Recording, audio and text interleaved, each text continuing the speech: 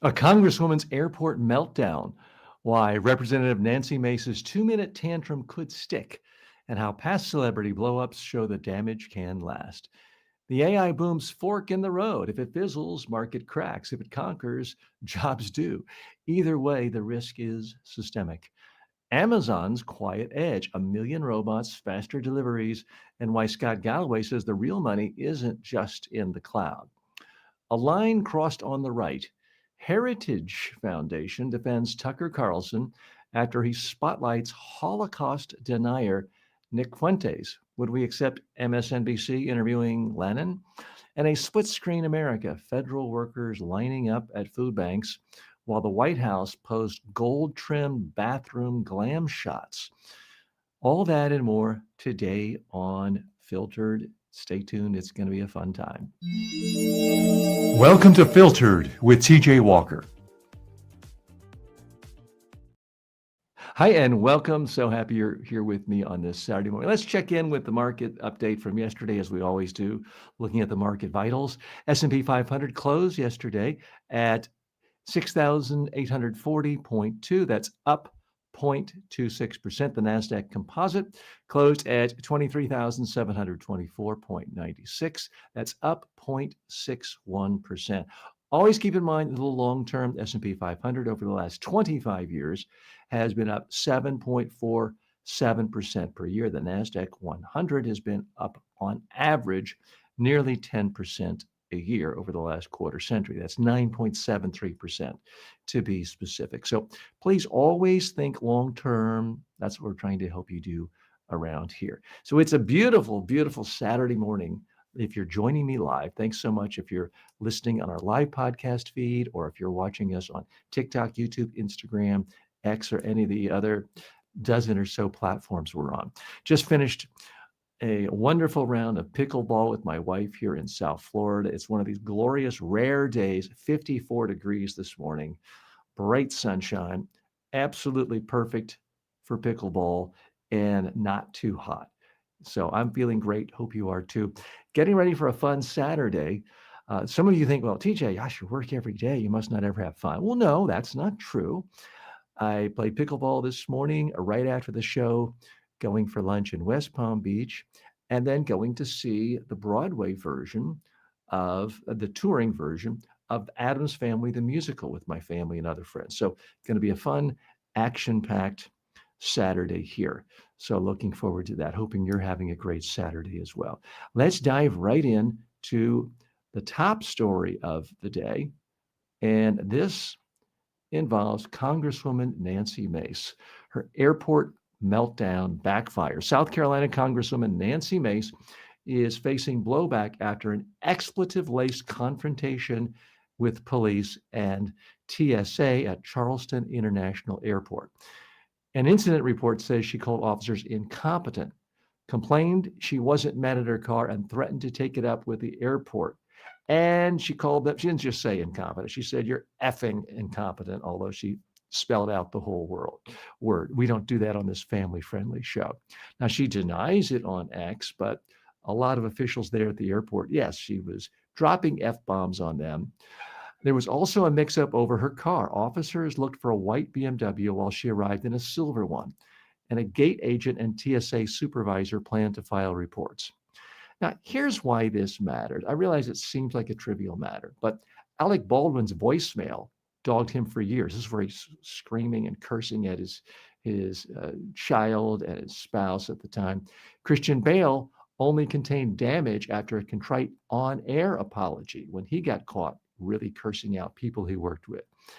Mel Gibson's rant cratered his standing. You remember that from years back. Uber's Travis Kalanick fed a narrative about toxic leadership that ended with his exit. That's when he was caught cursing out one of his actual drivers, his low-paid drivers. Reese Witherspoon apologized after a drunk driving incident where she essentially said, "Don't you know who I am?" The pattern is clear. When you lash out at frontline workers, and it looks like part of the pattern, you can define yourself unless you knock it down and fix it fast. So what's the real message here? If you are a big shot, a member of Congress, a celebrity, a movie star, and you're caught telling some low-level employee, go F yourself, it's going to come back to haunt you. It's going to make you look like the big bully punching down, and you're going to pay for it. Let's dig a little deeper here. This is kind of a bizarre time in our culture because on the one hand, you see a lot of politicians, and not just from the White House, but a lot of politicians and celebrities dropping F-bombs, using profanity from the lectern, from the podium, from speeches, and it seems like, cool, oh, look, they're hip. Gary Vaynerchuk, the social media maven, someone I like and admire, and I've purchased his books, routinely, he's known for dropping F-bombs constantly during his keynote speeches. Seems to work for him. So on the one hand, people are using profanity in a way that is very different from 50 years ago, 30 years ago, even 10 years ago. The well-known motivational speaker, Anthony Robbins, in a documentary he did where he knew he was on camera and he was starring in it, every other word was the F-bomb. Now, I say that not to sound like a prude. I'm not condemning anyone for doing so. But there is a real divide that I think you need to realize. It's one thing if you are doing it in front of a large crowd, on camera, for an audience. For whatever reason, rightly or wrongly, many people interpret this as, oh, isn't this person being authentic? Oh, they're fresh. They're not all buttoned up. They're not all prepackaged. So in some cases, like with Gary Vaynerchuk, it seems to work in favor of the person using all kinds of profanity. Makes them seem unfiltered, makes them seem fresh, and not like some prepackaged politician. Here's the problem. If you're seen doing this to one person, especially if it's a low-level employee, someone relatively low paid, someone with much lower status than you, it can come back to haunt you, especially in the case of Congresswoman Nancy Mace. She's belittling people who are working at airports who aren't being paid. These are largely federal officials, if they're TSA officials. So she's screaming at them for being incompetent. At the same time, members of her party, arguably, are withholding the pay of that employee, expecting the employees to work without getting paid. So here's what I have noticed. A lot of employees who work in customer service, and I have done so, but it's been a long time. If they work in customer service, they have a get out of jail free card. If they say to their employee, the customer cursed at me, I don't have to take that. The flag goes down. They can hang up on you.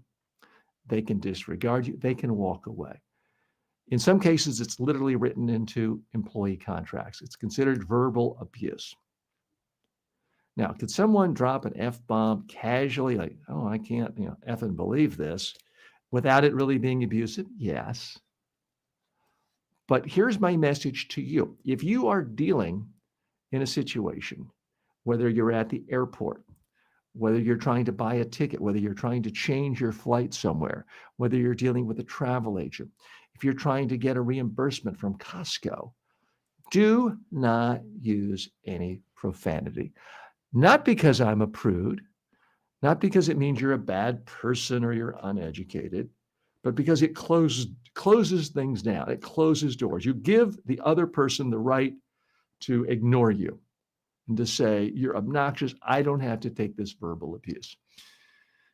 So this is what is confusing people because you see famous celebrities who are rich and successful in everything they do. They're using the F-bomb. They're using profanity constantly. And everyone thinks they're cool. And you said it once to the cashier at the Circle K store and you're banned for life. It might not be fair, but that is the reality. This happened not to me, but a colleague of mine in an apartment building where I used to live. He was having a discussion with the management about some difference of opinion on whether a refrigerator should be repaired. And he let one bit of profanity come out of his mouth. Next thing you know, he got a letter on his door saying, you are never to step foot in the management office again, or you will be evicted. So again, workers don't have to take abuse. You and I might think it's warranted, but think about it. You don't like anyone cursing you out, especially if you feel like you didn't do anything wrong. Now, I had a situation several years ago where this came up. I'm not saying I've never used profanity, although I certainly don't think I do dealing with any service workers. But I was accused of using the F-bomb or some profanity when I was at an Everglades swamp ride, one of these big boats with the giant propellers going through the swamps of Florida, looking at alligators. We sat down and they asked us, I forgot even the particular situation. They asked us to get on another boat, or I know what it was. They had missed our call. We'd been waiting like an hour. And I'm like, excuse me, but those people just got here 10 minutes ago. They called us. We're like, well, you missed your boat. We called it. I'm like, I've been sitting here the whole time. I definitely didn't miss my boat. My family and I deserve to go on the next one. I thought I was extraordinarily polite. I then proceeded to get on the boat. Management came out, made everyone get off the boat, get back on another one. They stopped me and my family from getting on the boat. The manager comes out and says, the captain told me you used the following profanity to him. And I said, I looked him in the eye and I said, I categorically did not. Now, I could have been upset and showed it. I could have called him a liar. I could have escalated things. I could have said, this is absurd. I've never done that. But I kept focused on what the real goal was. The goal was I wanted my family to be able to go on the boat ride. I didn't want to waste any more time. So I made a strategic decision to de-escalate, to speak calmly. And I said, look, my family and I are having a wonderful time. It's your park here. It's beautiful. It's well run. Everything's great. We're really looking forward to the boat ride. I'm not quite sure where the confusion was in the communication here, but I can certainly assure you I'm respectful to everyone who works here. And I'm really looking forward to leaving a nice review on Google about why other people in the community should come here. I kept everything extraordinarily positive. So decreasing the tensions, I made it impossible for the manager to write me off as a bad guy. If I had just started yelling or screaming or cursing, he would have said, sir, get out of here. He would have been in the position that he would have had to protect his employee. But I didn't give him that point-counterpoint situation. And again, everything I was saying was true as I certainly saw it. So at that point, the manager said, oh, I'm very sorry. You and your family go out and, please accept a free lunch on our behalf. I said, thank you. I'm not looking for any free meals. I'm happy to pay for this. I don't want any compensation. People can misconstrue things. Let's just proceed. And we did, and everything went fine. Now, my point there is not that I always handle everything perfectly. No, I'm not saying that. I'm a human being.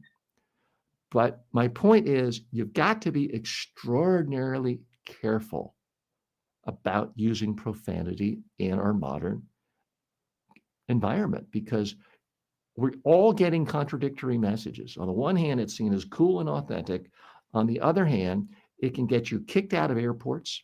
It can get you banned from offices and dealing with companies. So my advice, keep that language for your closest friends, maybe family, or not at all. And really make yourself, if not G-rated at all times in public, at least PG rated. It will ultimately help you the most. Want to communicate like a pro? Go to MediaTrainingWorldwide.com. Millions have already transformed their speaking skills. Why not you? This show doesn't run on a lot of corporate sponsorships or big media backing. It runs on caffeine and your support. If you like what you're hearing and want to say thanks, you can buy me a coffee. Really. Just go to buymeacoffee.com/TJ Walker. It's quick, it's easy, and yes, it helps cover editing, hosting, and staying relatively ad-free for as long as possible. buymeacoffee.com/TJ Walker. Your $3.95 makes a real difference. We are back here on Filtered. I'm your host, TJ Walker. If this is your first time here, welcome. This is your daily dive into top business stories, economic, technology, and culture stories of the day, filtered through the lens of communication and personal development skills. This is kind of a deep dive look into top stories of the day to give you something that goes a little deeper than what you would see in just a newspaper or standard broadcast news, where we dissect the messages that are really coming to you, they're underneath what the headline is, and to try to understand it in a way that benefits you. Let's go right now to issue 2 today. Here's how the AI crash happens or could happen. I want to make clear I'm not predicting an AI crash, but I do want to talk about something that has been in the news a great deal lately and many commentators talking about it. According to some, America is drifting into a Nvidia-state. Data centers are sprouting so fast they're visible from outer space. And one Indiana campus already draws more than 500 megawatts. AI spending is carrying growth while profits lag and financing gets, shall we say, clever. The danger runs in 2 directions. If AI underdelivers, the trades unwind, leveraged funds sell into a downdraft, and the broad market indexes poof. If AI wildly succeeds, this is the other scenario, ultra productive systems could sideline millions of workers before policy catches up. That's right. You could have tens, hundreds of millions of people unemployed very quickly. Different paths, but same hard landing if leaders don't manage the transition.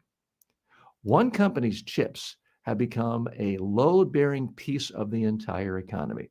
The running joke is create God, then ask it for money. That's not a plan, that's a risk. So again, we talked about this earlier in the week about Nvidia becoming the first $5 trillion company. And there are many who fear that this could, one thing happens and they catch a cold, the rest of the economy can really suffer a flu or deadly pneumonia quickly. So what's the real message here? Anyone telling you, I know with absolute certainty there's going to be an AI doom loop to fail our economy, and it's going to happen in a set date, they don't really know what they're talking about. Everyone is guessing, but more and more people are getting nervous about our entire economy being propped up by this teeny tiny slice of AI driving everything else. Let's go a little bit deeper here and look at some of the numbers. Artificial intelligence outlays are pegged at $375 billion in 2025. But by 2026, it's going to be $500 billion. This is a tremendous amount of investment. Tech's market weight, when you look at the big tech companies as a percentage of the overall marketplace, it was 22% of the S&P 500 in late 22. Now it's 33%. That's up 50%. I mean, it's a giant, giant increase. There are many, and I'm one of them, concerned. I'm not predicting a recession. I'm not predicting a market crash, but there are many concerned that it's just such a big, big piece that even if you buy an S&P 500 index fund, which I recommend, it may be that you're no longer spreading your bets enough. It may be that you're no longer diversified enough. If everything is tied to the top 10 companies or 7 companies, or in some cases 4 companies, or increasingly just one company, it only takes that one company doing poorly and your diversification is over and we could be in a massive recession. I want to stress, this is not a financial advice show. We do talk about companies and finance from time to time, but I'm not here to tell you buy more of this or sell this. I'm not telling you to buy or sell Nvidia, for example. And full disclosure, I do own a lot of Nvidia in index funds. So I'm not talking up my book here. I'm saying I'm worried that A, it could be overpriced. B, it might not grow into the vision people have. C, there may be some other market winner with chip. Maybe the Chinese create some form of chip company and they give it away for free just to mess up the US economy.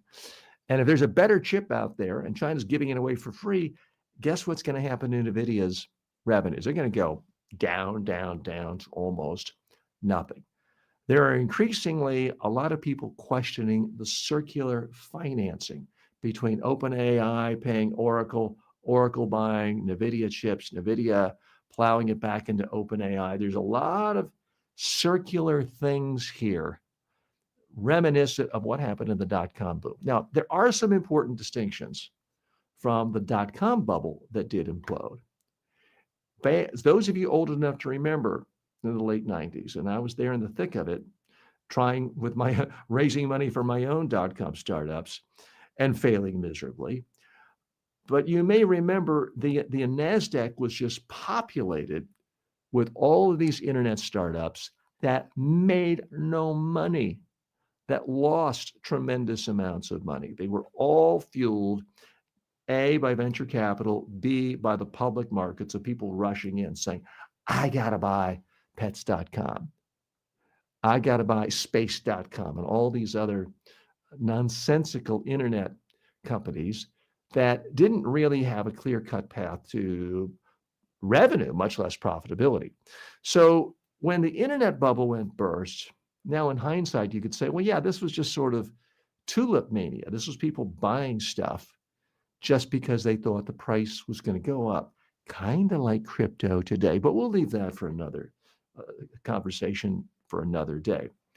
This is different because whether you love or hate Amazon or Microsoft or Google or Apple, these are real companies with hundreds of millions of dollars of revenues every year. These are not internet startups with a concept by a couple of 22-year-olds. So there is that significant difference there. But at some point, it does make you worry that the entire stock market, all the broad market stock indices are essentially no longer diversified when they're so heavily weighted by a few companies. Because as I pointed out in the news read at the beginning, it could go one of two ways. Either way would be bad. To clarify this again, if it doesn't work out and there's a poof, and people suddenly realize, wow, we're not really making any profits from all this AI investment. Let's just stop. If most companies stop investing in AI, then all the spending shuts down. Companies like Nvidia see the revenues and profits plummet, and their stock price is going to go way, way down. And it's one thing if some small market cap company goes down, it doesn't really affect the average. When a company as big as Nvidia goes down, it brings down the average of the entire marketplace. So that's one negative scenario. Another negative scenario is there's just some other company beats them to general artificial intelligence, and their AI is so good, and they somehow don't even need the chips from Nvidia, that they put everyone out of business. So those are the negative side. The positive side is Nvidia does better and better and better, sells more, makes more, gets us to the point of general AI intelligence. It's so good that all of a sudden, not only is every driver put out of business, every worker in an Amazon warehouse, but everyone in every profession is put out of business. And it happens so quickly that our politicians can't figure out solutions. Our social safety net doesn't work. All the old nostrums of let the free market do what it's going to do is not going to work if you have 90% of people suddenly with no job, nothing to do, and no money other than their stock return. So if things work out really well, it could be a huge problem too. Where is this going to go? I don't know. I'm drawing information and data from The Atlantic magazine. Charlie Warzel is a commentator on technology I do respect and like to read when he was at the New York Times. Now he's at The Atlantic. I would suggest and recommend you check it out. We've got lots more to come today here on Filter. If you would like to comment, feel free to do so. You can post your comments right on the screen. I'll not always, but typically can see them and add them into the show. If you do watch this on demand and post your comments, I typically respond to every single comment. When you post a question, a comment, a criticism, a suggestion in the comments, whether it's audio or video, I do respond. I want to thank all of our new listeners on various podcasting platforms today, whether you're watching on YouTube Music or iTunes or Apple Podcast or Spotify or iHeartRadio. Thank you so much for listening. And please make sure you follow the show and subscribe. Don't just listen today. And that sends a signal to the various podcasting platforms. Hey, maybe we should recommend this show to other people. I'd also really appreciate it if you could leave a review. If you're watching on YouTube or TikTok or X or any other social media platform, please leave comments, sign up for notifications, and please subscribe. We'll be back in just a moment with issue 3 today. Like what you heard? Don't let the algorithm bury us. Subscribe now at substack.com/@TJWalkerSuccess. Want direct access to me live? Want to unlock bonus episodes, behind the scenes takes, and full access to my premium courses? Then become a member today. Just go to tjwalker.com/members and choose your preferred platform, YouTube, Patreon, whatever works for you. This isn't just another subscription. It's a full access pass to the tools, coaching, and content that can transform your communication and career. tjwalker.com/members. I'll see you inside. Welcome back to Filtered. Amazon's robot advantage in plain English. Okay.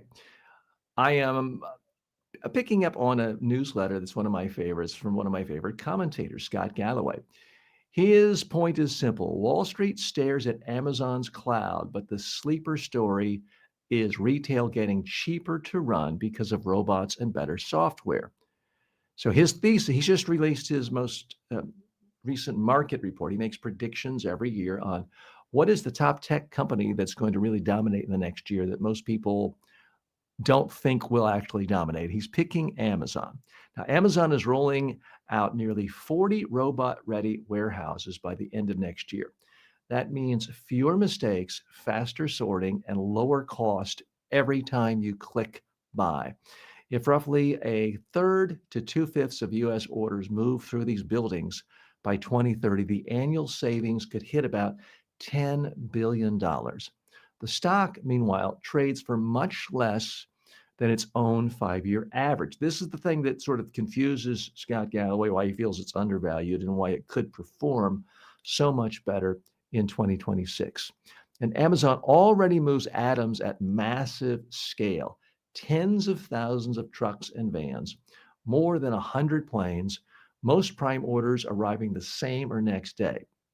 Bottom line, the market sees cloud computing. It's missing retail getting way more profitable. And I have to confess, I hadn't thought of Amazon that way as well, but their robots are doing the heavy lifting.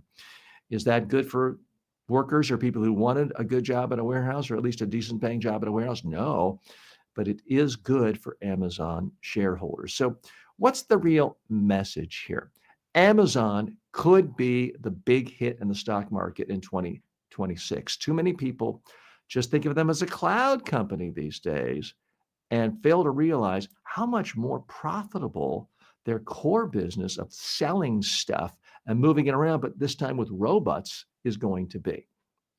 Let's dig a little bit deeper here. There's also a new book that I'm just about to start by the commentator Tim Wu, where he goes, I've read excerpts of the book so far, where he goes into Amazon and talking about how good it is at extraction. It's extracting our brains, our minds, and it is playing us. It's playing me because it's so good at manipulating our laziness. Now, I'll admit I'm lazy. And Amazon realizes, hey, TJ, you could go to a shopping store and take all day and get stuck in traffic and park, stand in line, or you could just go boop, push a buy button, and it shows up at your front door. It's addictive. I buy, since I've just recently moved into a new house, I buy from Amazon every single day. So I'm a part of the solution for Amazon. I'm a part of the problem for a lot of the world. And when it comes to local stores, mom and pop stores, retail stores, workers in stores who are used to getting a paycheck. So I readily acknowledge I'm a part of the problem. I want to stress now, this is not an investment advisory service I'm offering here. I'm not telling you to go out and buy stock, but I am looking at a major cultural institution that affects all of us. If you never buy from Amazon, that takes on its own sort of cultural mantle because people are probably always sending you things. Oh, I got this here, and then sending you an Amazon link. And you got to be, no, I don't like Amazon. And you've got to spend time researching it. If you do buy from Amazon, it's very much a part of your life. Let's look at some more facts about what's going on with Amazon now. As I mentioned, nearly 40 robot-equipped U.S. warehouses will be opening by the end of the year.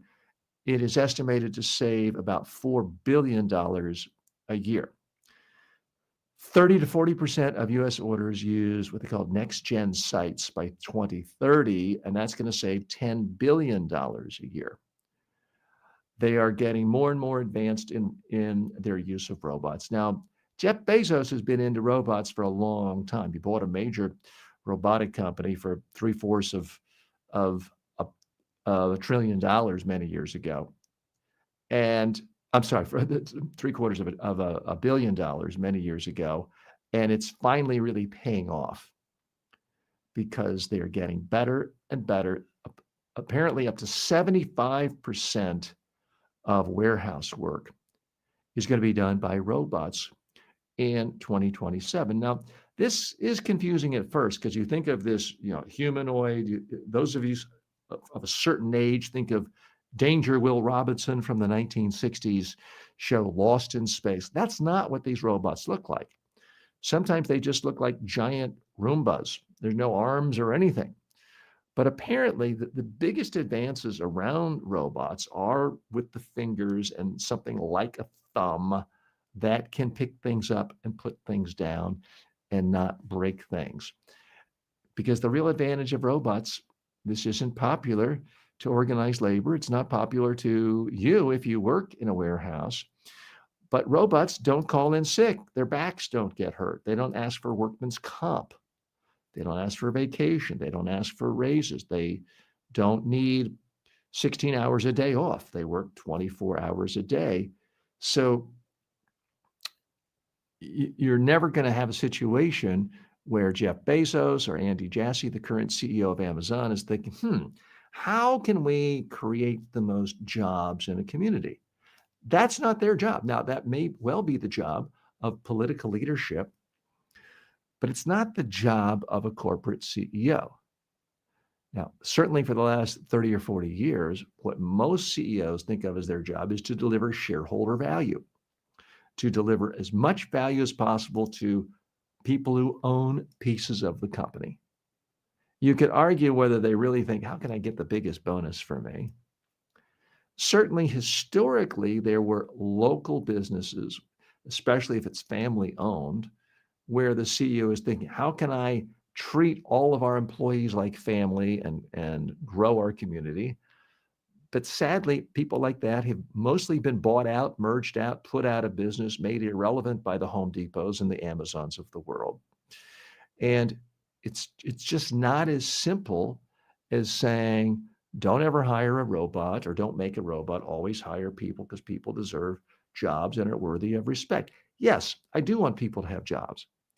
Yes, people are worthy of respect, but it depends on what side you're on. If you are a school teacher and your 401k has broad-based index funds and a significant part of your retirement is Amazon, you do want the highest rate of return. So you're not going to have to work when you're retired. You need that pot of money to grow. And the robots are doing that. Scott Galloway is, to me, one of the most fascinating voices in the podcasting space. He's also an author who has a new book coming out about the problem specifically of boys and young men in our culture. So every time he does speak and he comes up with these big predictions, it gets a lot of attention, not just because he is provocative, but because so often he is, in fact, right. Now, he's another one who does use profanity.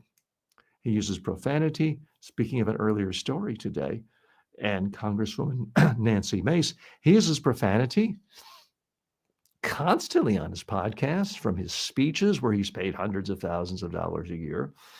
But I really don't think when he gets into a hotel and checks in and his room isn't ready, he starts cursing or using the F-bomb at employees. I think he does it for specific effect.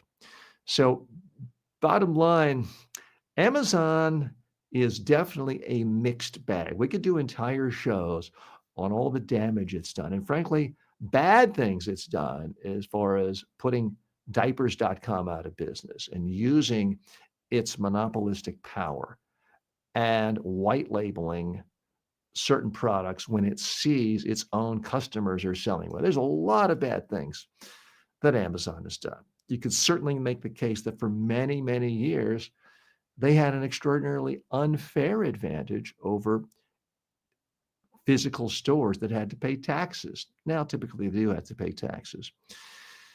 But there's no mistake about it.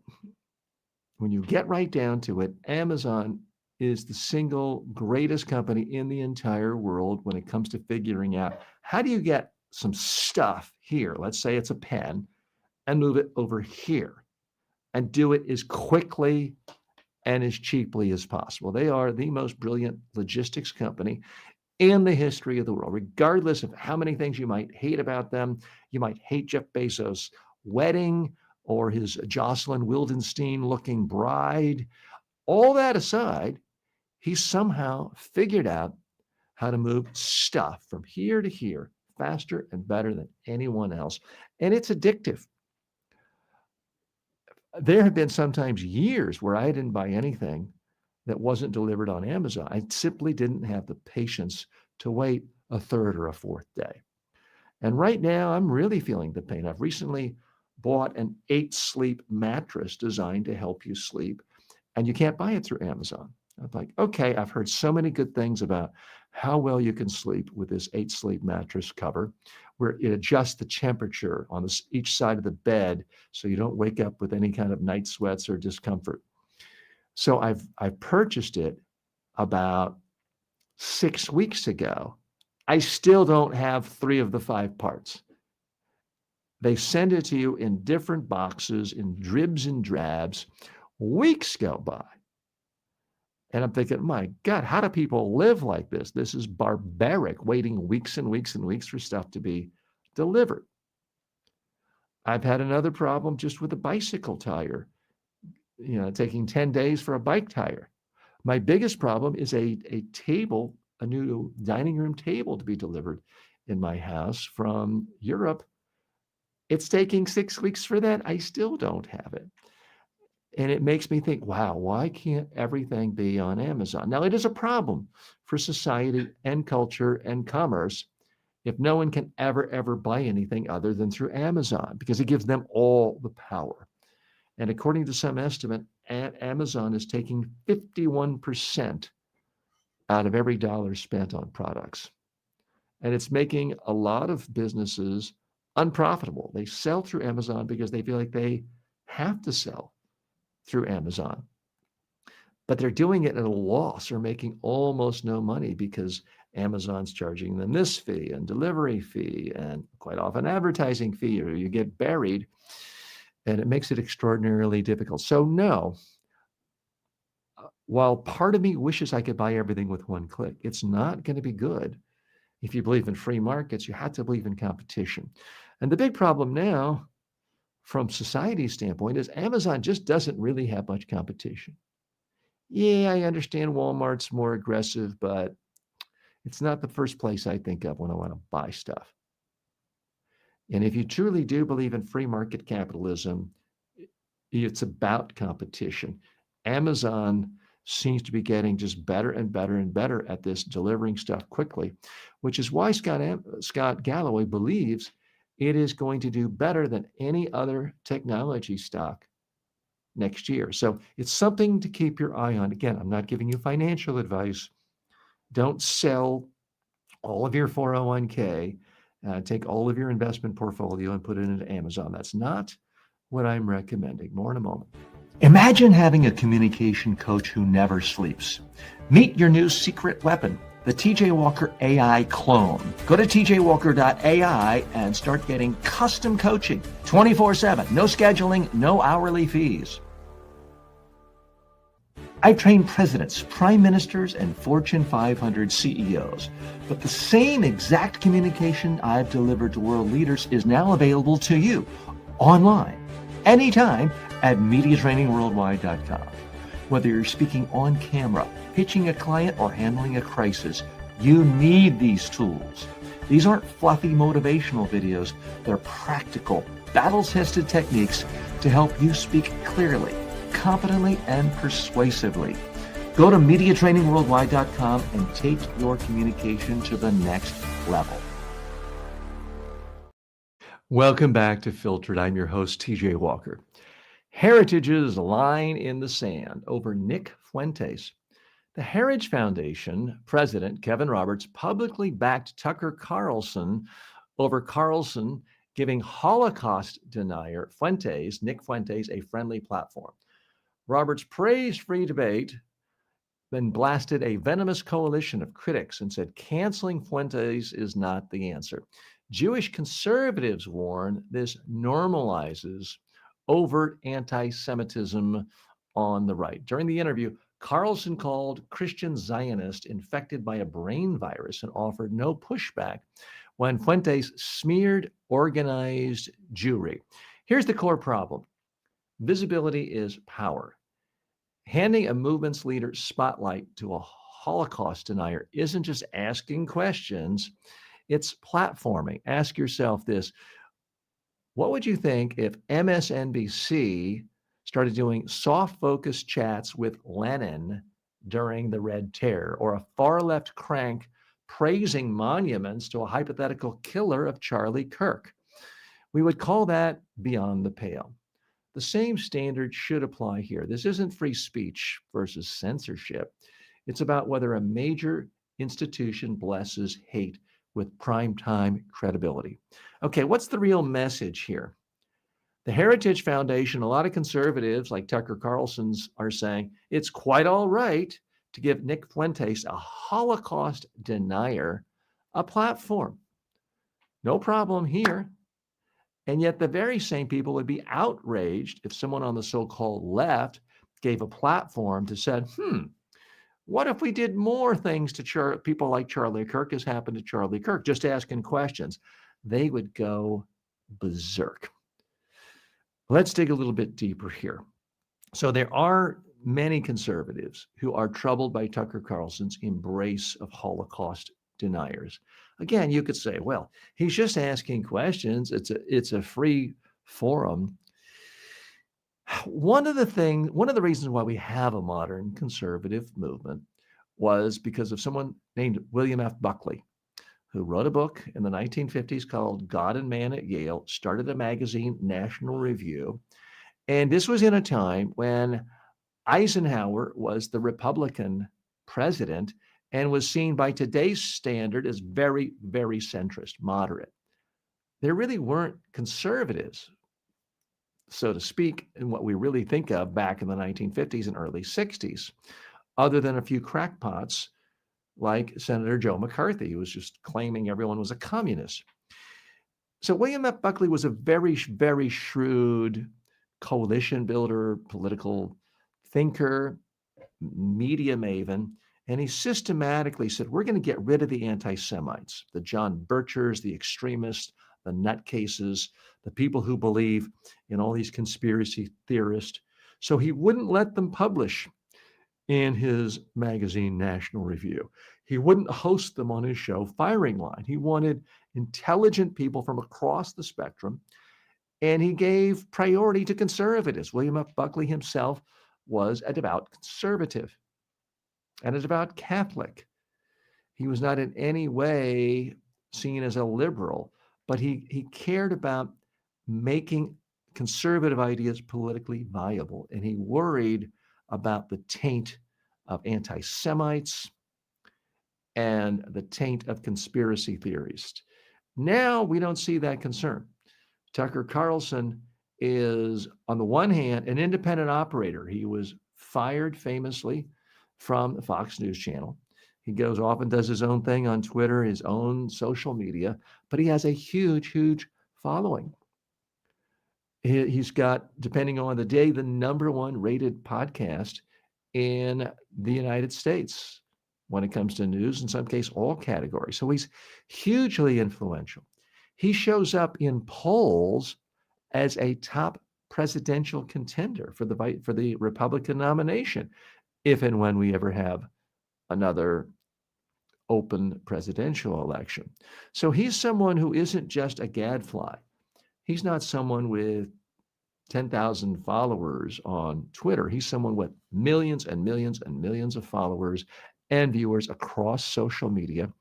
He's highly influential. And again, this Nick Fuentes character just denies the Holocaust. He's not someone saying, well, I have a revisionist theory about World War II, and I think the Versailles Agreement did this in a way that people weren't real. No, he's not revising facts that are commonly accepted and having a different spin or interpretation.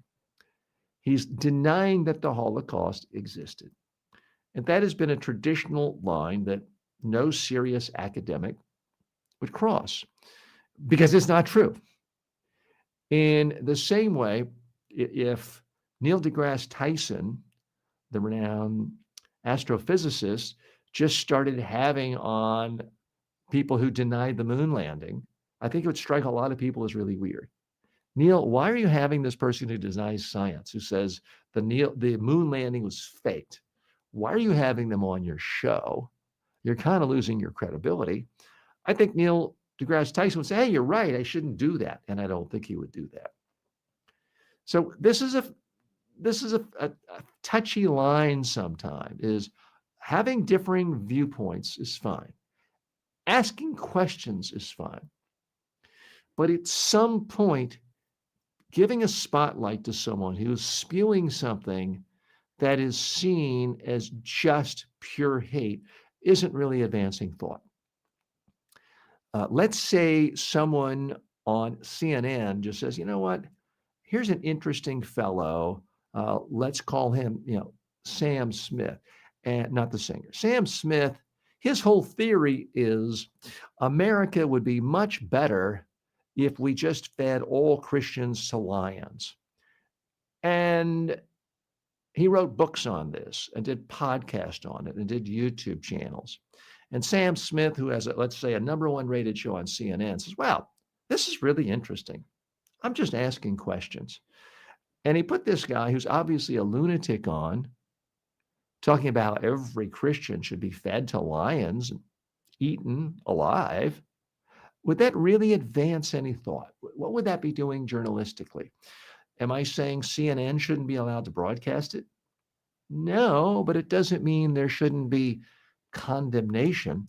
And Heritage Foundation, they're called a think tank. They're not. Heritage Foundation is really a right-wing hack political operation. They're political PR for far right-wing ideas, and they realize they're in bed with Tucker Carlson. Last thing they want to do is not have their experts and their favored people not get on Tucker Carlson's show. So they're treating him with kid gloves. But there are still some honest conservative intellectuals in the world who see a long-term vision of a center-right party in America holding power, and they don't want to see it discredited with the associations with renowned anti-Semites and people who refuse to face reality. And that is what's going on here. Nick Fuentes getting more attention. A lot of extremists getting attention. If you see certain, I don't mean someone you disagree with.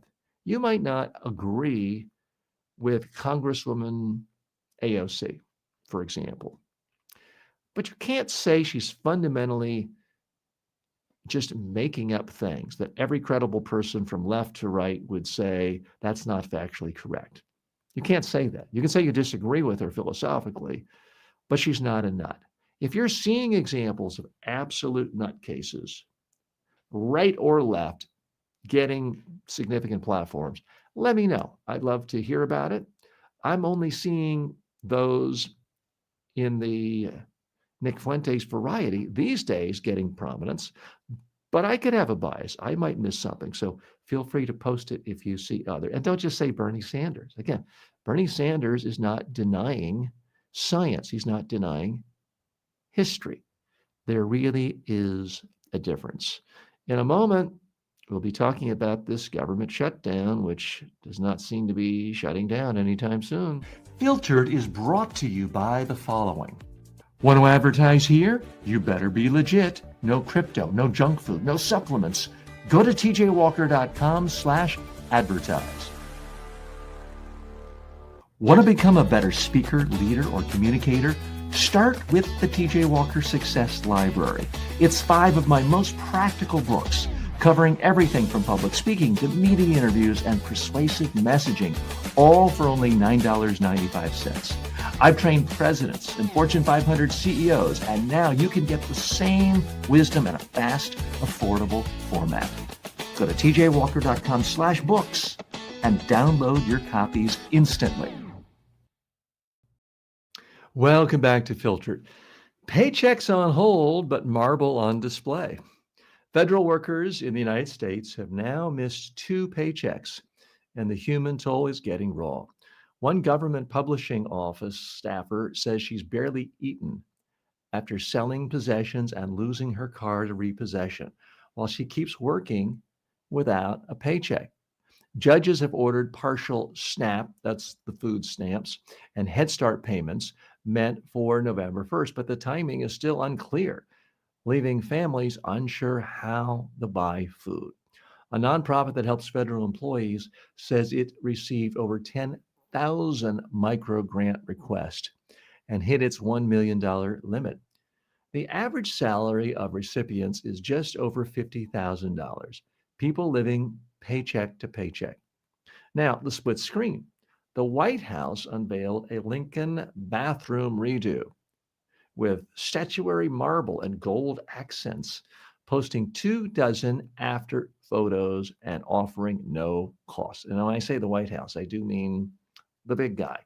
One American lines up at food banks, the other posts bathroom glam shots. This is sort of bizarre optic situation. So what's the real message here? Federal government workers, some of them are going hungry. They're literally going hungry. Their cars are being repossessed. What's the message from the White House? Look at all the marble and gold we've now put in to the Lincoln bedroom. This is just bizarre. This is Versailles cosplay. The president has not only been talking about the Lincoln bedroom, but of course, the big ballroom that's going to hold 90,000 square feet and dwarf the White House. Somehow there's money for all of that. And yet we can't pay workers. We can't pay for food for needy children in the country. Let's look at some more of the facts going on here and what's going on. So this is reported by the Times and the Washington Post and a lot of other places. This is not something made up. Actual federal government employees are now going without pay for 2 different pay periods, more than a month. And I certainly remember for the first half of my working life, I was paycheck to paycheck. I well remember when I worked for the federal government as an aide to members of Congress more than 30 years ago, I didn't have more than probably a couple $100 in my checking account, and I had no savings. So if I had gone without a paycheck, I would have been showing up on friends' doorsteps. Those are tough things to ask for. Now, it's one thing if a lowly congressional assistant writing press releases doesn't get paid, but we're talking about people in charge of your life, people who are air traffic controllers, who I don't want my air traffic controller hungry. I don't want him to have a head or her to have a headache and slightly nauseous and lightheaded, unable to think clearly because they didn't eat breakfast because they don't have food and they're trying to figure out, is it okay for my plane to land when there's another plane taking off? I don't want that. That sounds dangerous. I'm getting nervous, frankly, about my own upcoming flights later this month for the Thanksgiving vacation. I'm hoping to go to North Carolina, to Charlotte, to see family. But I'm not sure I'm going to feel very comfortable putting my family on a plane where the people in charge of our lives at that point will not have been paid for almost 2 months. It's just human nature. If you're worried about finding food right now, why are you going to be worried about protecting other people's lives? Especially if it's people like Congresswoman Mace yelling at you and telling you to go F yourself, as she is reported to have done recently. So what's going to happen to this government shut? How does it ever end? One of the things that President Trump tried, which I endorsed yesterday, was to simply say, okay, enough with the whole filibuster rule. Let's not forget, it is entirely within the power of the Republican Party to open the government now. They do not technically need a single vote from any Democrat. That's simply a tradition where senators have said, okay, in order to give the minority side more power, it's going to take 60 votes to get something passed, not a majority. But that's just a rule the senators cooked up to get themselves a little more power. There's nothing in the Constitution that says to pass any legislation, you need 60 votes. So the president, I would say to his credit, because it's not an authoritarian power grab, it's perfectly acceptable and legitimate to end the filibuster. There are reasons against it, but not on constitutional grounds. And Senator John Thune, the Republican leader, who normally does anything this president asks for, said, nope, not going to do it. So this is going to be the interesting clash in the next week that may dominate the news in a fascinating way, because if President Trump puts enough pressure on Senator Thune, he may buckle, in which case the Republicans can simply change the rules of the Congress or the Senate in 2 seconds. They can simply cast a vote and say, henceforth, in order for any legislation to pass, it requires a simple majority. And a majority vote can pass that. And then the second order of business can be, we now vote to extend funding in accordance with the president's wishes in the big ugly bill. And 20 million people don't get their medical care, or they see their medical care cost double in the next month. Democrats can stick it. We don't care. We get what we want. We have a majority. And democracy is supposed to be about majority rules. So that clearly could happen. Right now, Senator Thune doesn't want to give up the power because he's thinking at some point, Trump's not going to be in the White House. At some point, a Democrat could be in the White House. Democrats could have 53 senators. Republicans are going to be in the minority, and we want the power to stop stuff. So it's understandable. Politicians like power. I'm not saying it's inherently bad. But what I'm fascinated by is this upcoming potential battle between Senator Thune and Donald Trump, because Trump, he's not one into tradition and niceties. And this whole filibuster thing is kind of just a tradition, a nicety. If Trump wants the government open, he could force the senators, I believe, to just go ahead and open it without any compromise, without meeting with the Democrats. If he doesn't want to meet with the Democrats, he doesn't have to. All right, I'm TJ Walker. That concludes our main section of the show. But in every show, we have a few other smaller issues. We put these in the grab bag section. So I want to share some of those with you now. Another White House story. I should point out, if you're a newcomer to this show, this is not primarily a political punditry show. This is not Fox News Channel or MSNBC. I like to focus at business stories, technology, culture stories. But from time to time, politics touches on all of those things, especially as it relates to communication and media skills. So this next issue is from the White House. The White House is narrowing press access. The White House has closed off the, quote, upper press. That's what they call the West Wing suite, where reporters have long buttonholed senior communication staff. You now need an appointment to step inside. Officials cite sensitive material. The press corps is outraged by this. They says it kneecaps transparency. But I'm going to be fair with you and give you the facts about both sides. The Clinton administration tried this way back when George Stephanopoulos was head of communications. They also did this, and there was so much anger and frustration, they had to roll it back. Now, this follows recent restrictions by the Pentagon that not only says a reporter can't even go in the Pentagon unless they've got someone holding their hand.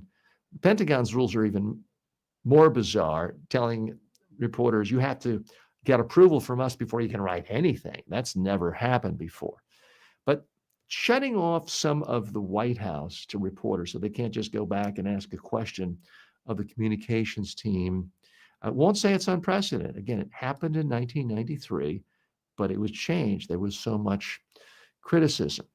This is getting front page news in major publications like the Times and the Washington Post. I have a slightly contrarian view here. I don't think it really mattered. It would matter in normal times when you had normal press secretaries and normal dealings with the media. But with this administration, when they feel so emboldened to just lie about anything and everything and to ignore questions and just attack the questioner, I don't think it really matters. If you're covering the White House and you want to give real information to your viewers, listeners, or readers, I'm not sure why you'd want to talk to anyone who's an official spokesperson for the administration, because we've seen what they do.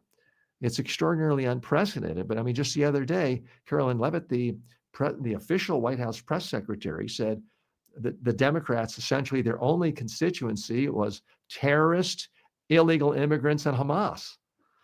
And she's saying this about one of the two major parties in our country. And it's beyond the pale demagoguery. That's the sort of thing that if you had been an obscure right-wing talk show host 30 years ago and said that, might have been accepted. You maybe would have lost a few sponsors. Maybe you wouldn't have gotten more syndication. But you were so insignificant because you were out of the political arena. This is coming directly from the White House. So when you have spokespersons where they see it not as an option, but as their duty to essentially lie, obfuscate, and attack, regardless of the question, I don't know what the media is missing out on by not being able to walk back and get another juicy soundbite from any of the spokespersons. Okay, our final grab bag issue of the day. Canada's Prime Minister, Mark Carney, says he apologized to President Trump over Ontario's World Series ad, which spliced a Ronald Reagan 1987 anti-tariff remark. After the spot aired, Trump halted talks and threatened more tariffs because of an ad. Carney says they spoke at a dinner in South Korea. Apology offered, talks still paused, and the negotiations will continue. Now, I feel sorry for Mark Carney, the Canadian Prime Minister, to have to go on bended knee to this bully Trump and apologize. How did that actually go? Hello, Mr. President. I'd like to apologize for someone in my country using facts, being intellectually honest, and using arguments from thought leaders from your own country as to why tariffs are bad. For clarity, there was an ad aired during the World Series that showed footage and actually used the voice of Ronald Reagan saying tariffs are bad and hurt people? Did they splice together one at a time and completely distort what he said? No. Did they distort the message of what he said? No. No. I'm going to give you an example of what they did. Imagine someone said, I hate TJ Walker. TJ Walker is the most ill-informed fool in the world. And then you took that footage and you put together a social media ad with that person saying, TJ Walker is the most uninformed fool in the world. I hate TJ Walker. And you ran that in the ad. Would you be lying to anyone? Would you be distorting that speech? No. All you did is you switched the first sentence for the second sentence. It didn't change the meaning at all. The meaning was still the same.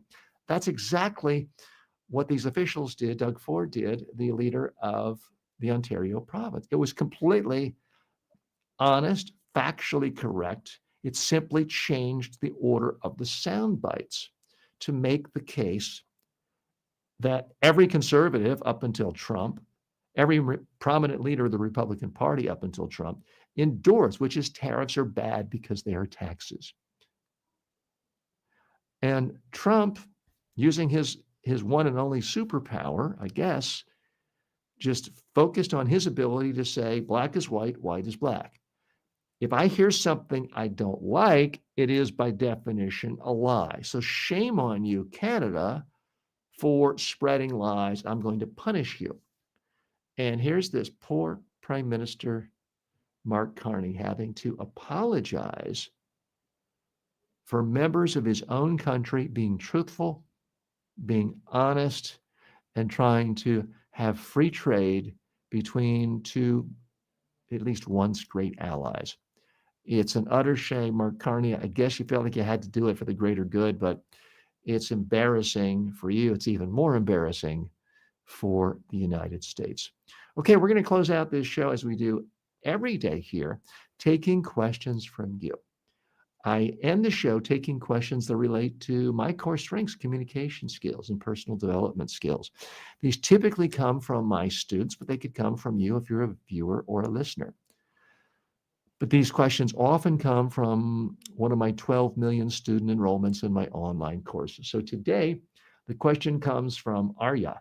Arya Cutter is her name, and she's a student in my Complete Communications Masterclass for Life. The question is, TJ, how can I overcome my fear of public speaking and the worry that people might laugh at me if I make a mistake, even though it never actually happened?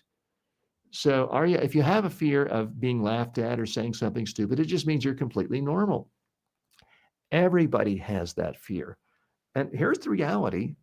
If you speak often enough, occasionally somebody will laugh at you.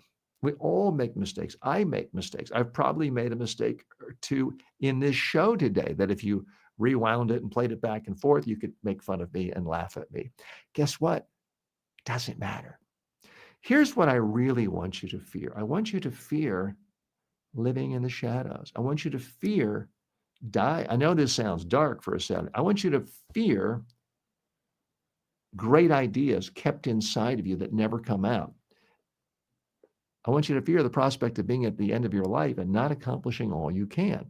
And that's why I want you to speak. I want you to speak regularly, but do it in low stakes. I mean, if you go ahead and make a YouTube video or a TikTok video today and you state your mind, first of all, you can look at it. If you think it makes you sound stupid, just delete it. If you like it, post it.